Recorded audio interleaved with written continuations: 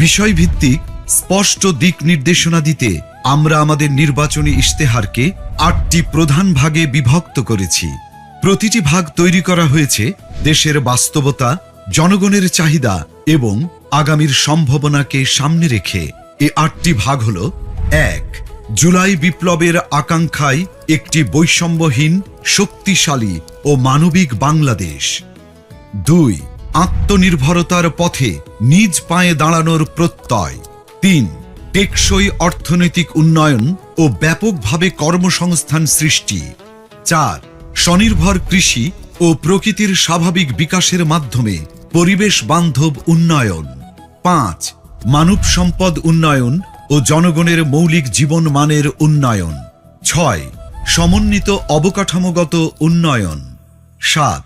যুবকদের নেতৃত্বে প্রযুক্তি বিপ্লব ও সমৃদ্ধ বাংলাদেশ। ৮. সবার জন্য অন্তর্ভুক্তিমূলক রাষ্ট্র। এই ৮টি ভাগের মধ্য থেকেই নির্বাচিত করা হয়েছে ইশতেহারের কিছু মূল ও অগ্রাধিকারমূলক বিষয়, যা আমরা বিস্তারিতভাবে আপনাদের সামনে তুলে ধরব। যার শুরুতেই থাকবে সুশাসন ও জননিরাপত্তা এবং তা নিশ্চিতে মন্ত্রী ও এমপি সহ সকল পর্যায়ের জনপ্রতিনিধিদের ও তাঁদের পরিবারের সদস্যদের বার্ষিক সম্পদ বিবরণী জনসাধারণের সামনে পেশ করা হবে। সরকারি অফিসে সিসি ক্যামেরা স্থাপন এবং সব গুরুত্বপূর্ণ সরকারি নথি ও সেবাকে শতভাগ অনলাইনে রূপান্তর করা হবে। ৬৪ জেলা শহর এবং প্রায় ৫০০ উপজেলা ও ছোট শহরকে পরিকল্পিত শহর হিসেবে গড়ে তোলা হবে। তরুণদের দেশ পরিচালনায় অগ্রাধিকার দেওয়া হবে। নারীদের মধ্য থেকে মন্ত্রিসভায় উল্লেখ সংখ্যক প্রতিনিধি অন্তর্ভুক্ত করা হবে।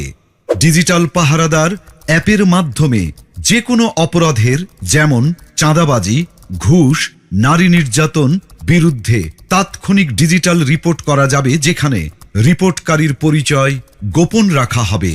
সরকারের আয় ব্যয়ের সব হিসাব জনগণের সামনে উন্মুক্ত করতে আমাদের ইশতেহারে আমরা প্রস্তাব করছি আমার টাকা আমার হিসাব নামের একটি অসাধারণ ডিজিটাল প্ল্যাটফর্ম। আসুন দেখে আসি অ্যাপটি কিভাবে কাজ করবে। আপনি কি কখনো ভেবেছেন সরকার কিভাবে আয় করে? প্রতি বছর বাজেট কিভাবে তৈরি হয়, আর সেই বাজেট অনুযায়ী টাকা কোথায় কোথায় খরচ হয়? সরকারের আয় আসে আপনার দেয়া কর, বিদেশি অনুদান, ঋণ, আমাদের প্রবাসী হিরোদের পাঠানো রেমিটেন্স এবং সেবামূলক আয় থেকে। আর এই টাকা দেশের বিভিন্ন খাত ও প্রকল্পে ব্যয় করা হয়।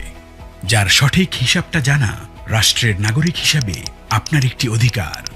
বর্তমানে এই হিসাব জানার প্রক্রিয়া অনেক জটিল ও কঠিন, কিন্তু কেন বারবার আপনাকে এই বিষয়ে অন্ধকারে রাখা হয়?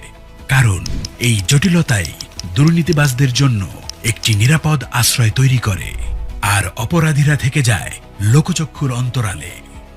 এবার সেই সমস্যার সমাধান হবে আমার টাকা আমার হিসাব নামের একটি অসাধারণ ডিজিটাল উদ্যোগের মাধ্যমে।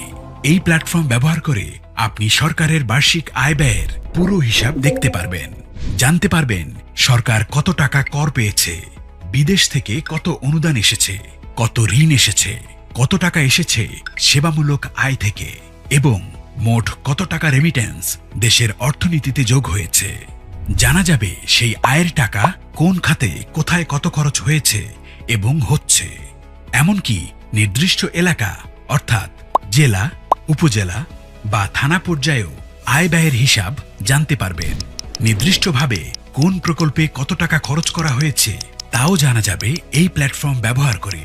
এই প্ল্যাটফর্মের মাধ্যমে ব্যয়ের কোনো অসঙ্গতি চোখে পড়লে আপনি প্রশ্ন করতে পারবেন, প্রয়োজনে অভিযোগও জানাতে পারবেন।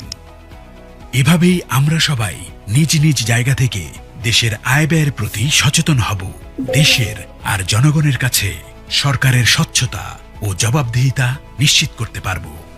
এই সুন্দর উদ্যোগটি সত্যি করতে প্রয়োজন আপনার একটি মূল্যবান ভোট। আগামী নির্বাচনে দাড়িপাল্লার পক্ষে দেয়া আপনার ভোটেই তৈরি হবে একটি দুর্নীতিমুক্ত সততার বাংলাদেশ।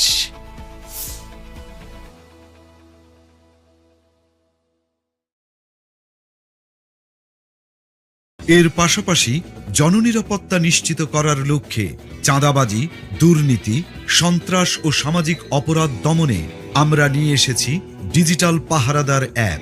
আসুন এখন অ্যাপটি সম্পর্কে আমরা বিস্তারিত জেনে আসি। প্লে স্টোর বা অ্যাপ স্টোর থেকে ডিজিটাল পাহারাদার অ্যাপটি ডাউনলোড করুন।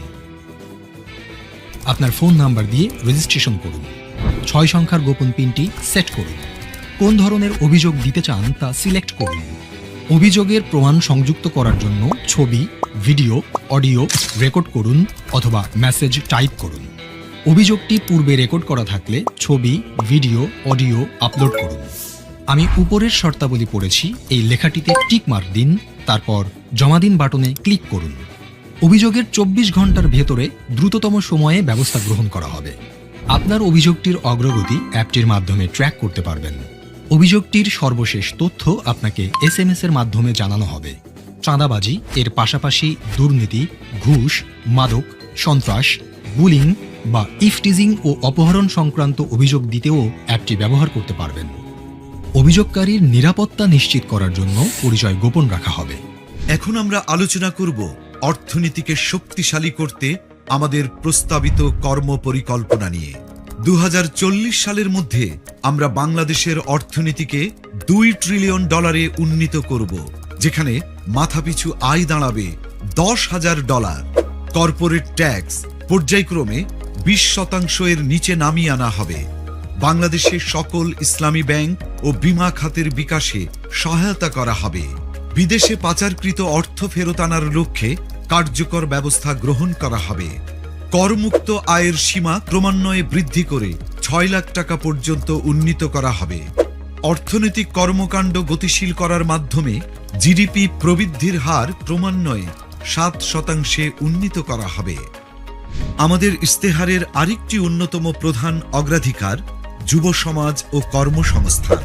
কারণ বাংলাদেশের এই তরুণদের দক্ষ ও কর্মক্ষম করে তুলতে পারলে বাস্তবায়িত হবে সমৃদ্ধ বাংলাদেশের স্বপ্ন। 5 বছরে 1 কোটি তরুণ তরুণীকে দক্ষতা ও প্রযুক্তি নির্ভর আন্তর্জাতিক মানের প্রশিক্ষণ দেওয়া হবে। কর্মসংস্থান না হওয়া পর্যন্ত ন্যূনতম 2 বছরের জন্য শিক্ষিত বেকারদের মাসে 10,000 টাকা করে কর্জে হাসানা সুদমুক্ত দক্ষতা উন্নয়ন ফি দেওয়া হবে। দক্ষতা যেমন বিদেশি ভাষা, আইটি, কম্পিউটার মেগা উন্নয়ন করলে কলেজ থেকে বিশ্ববিদ্যালয় পর্যন্ত প্রতি ছাত্রকে ফি প্রদান করা হবে।